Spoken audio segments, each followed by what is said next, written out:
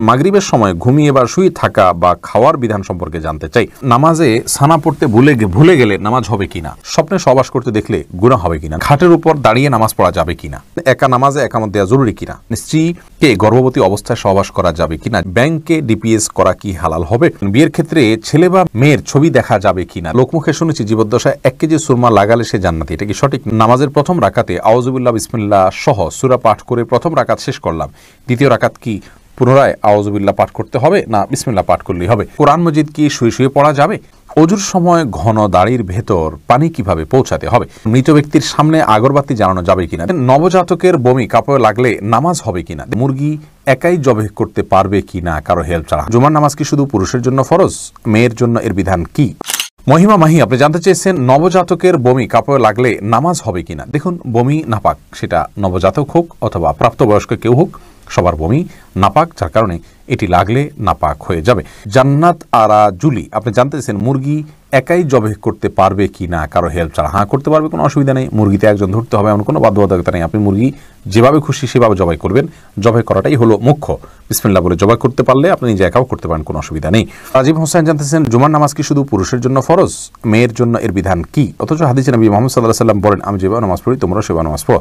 ভাই রাজীব হোসেন, রাসূল আকরাম সাল্লাল্লাহু আলাইহি ওয়াসাল্লাম মেয়েদেরকে বাসায় নামাজ পড়তে বলেছেন, আর বাসায় তো আর জুমা পড়া যায় না, এই জন্য মেয়েদের জন্য জুমা পড়া আবশ্যক নয়, এটি হলো বিশুদ্ধ মত। তবে হ্যাঁ, কেউ জুমা হাজির হয়ে যদি পর্দার সাথে পড়তে পারেন সেটি জায়েজ আছে, কিন্তু তাদের জন্য জুমা আবশ্যক নয়।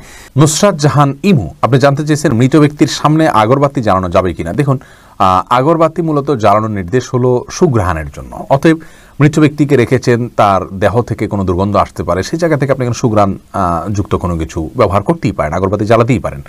এছাড়া মসজিদে আগরবাতি জ্বালানোর কথা মুরাদুল্লাহ তাআলা বলেছেন। ইমানদারের বাসা বাড়িতে আগরবাতি অথবা ধূপের আপনার ধোঁয়া এটা প্রজ্বলন করা হবে সুঘ্রাণের জন্য, এটি ভালো, এটি খারাপ কোনো কাজ নয়। তবে মৃত ব্যক্তির জন্য করতেই হবে এমন কোনো বিষয় নয়। এমনি নাসিমউদ্দিন আপনি জানতে চেয়েছেন অজুর সময় ঘন দাড়ির ভেতর পানি কিভাবে পৌঁছাতে হবে।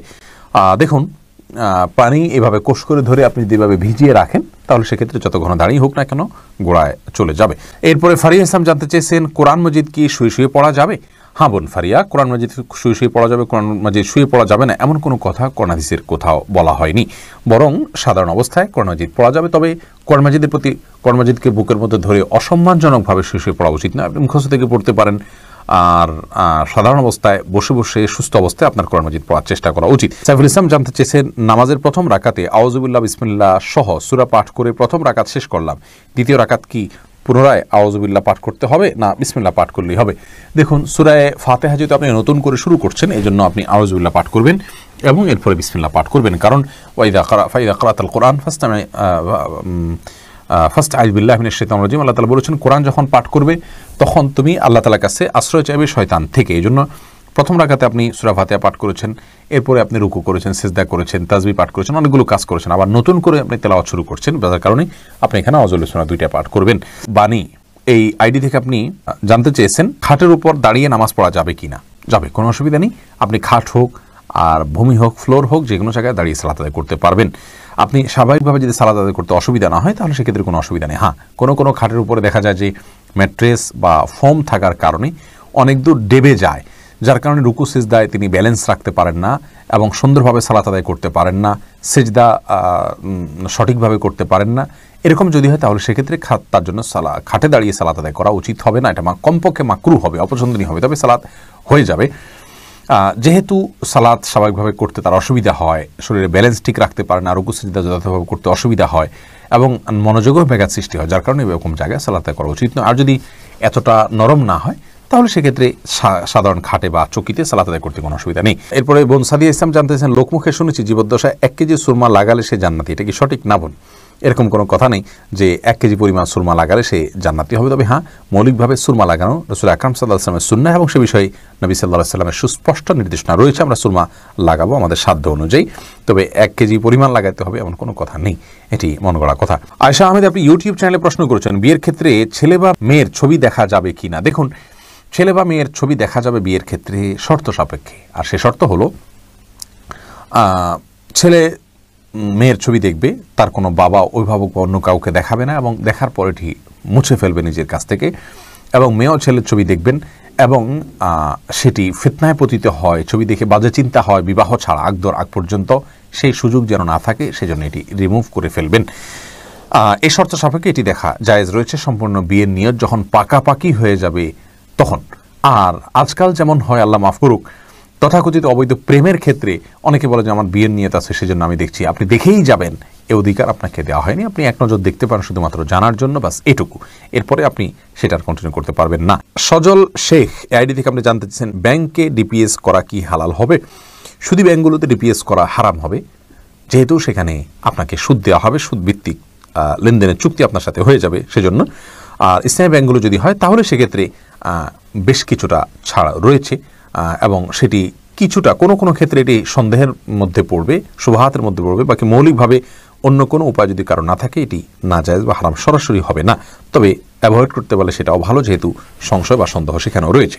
শাহাদাত হোসেন সবুজ আপনি জানতে চেয়েছেন স্ত্রীকে গর্ভবতী অবস্থায় সহবাস করা যাবে কিনা? জি, স্ত্রী গর্ভবতী থাকলে সে অবস্থায় সহবাস করাতে কোনো নিষেধাজ্ঞা নেই। এমডি সোহাগ খান জানতে চেয়েছেন একা নামাজে একামত দেওয়া জরুরি কিনা? জি ভাই, একা নামাজ পড়লেও আপনি যখন একাকী ফরজ নামাজ আদায় করবেন, একামত দিয়ে নামাজ পড়বেন, এই উদ্দেশ্যে কেউ চাইলে আপনার সঙ্গে এসে যোগ দিতে পারে জামাতে। আমরা কিন্তু এটা অনেকেই জানি না। কেউ যদি নামাজ শুরু করে দেন একা একা, তিনি যদি জোরে জোরে তাকবীর বলেন ইমামতের নিয়তে, পরবর্তীতে কেউ এসে তাকে টাচ করে তার পাশে দাঁড়িয়ে জামাতে শামিল হয়ে যেতে পারে, যে কোনো পর্যায়ে, যে কোনো মাঝামাঝি পর্যায়ে এসেও শামিল হয়ে যেতে পারে। তাহলে সেক্ষেত্রে তারা উভয়ে জামাতে সালাত আদায় করার সওয়াব পেয়ে গেলেন। সুজন মুখতার আপনি জানতে চেয়েছেন ইউটিউব চ্যানেলে স্বপ্নে সহবাস করতে দেখলে গুনাহ হবে কিনা? না, এর কারণে কোনো গুনাহ হবে না, কারণ এটি বান্দার ইচ্ছার দিন কোনো বিষয় নয়, বান্দার ইচ্ছাধীন বিষয় নয়, এমন বিষয়ের জন্য আল্লাহ তাআলা বান্দাকে পাকড়াও করবেন না। মোশাররফ হোসেন জানতে চেয়েছেন নামাজে সানা পড়তে ভুলে গেলে নামাজ হবে কিনা? হ্যাঁ ভাই, নামাজ হয়ে যাবে, কারণ সানা পড়া এটা নামাজের জন্য ফরজ বা ওয়াজিব নয়। ফরজ বা ওয়াজিব নয় এমন কোনো কিছু ছুটে গেলে নামাজ হয়ে যাবে, কোনো অসুবিধা নেই। এমডি রায়হান সিদ্দিকী আপনি জানতে চেয়েছেন মাগরিবের সময় ঘুমিয়ে বা শুয়ে থাকা বা খাওয়ার বিধান সম্পর্কে জানতে চাই।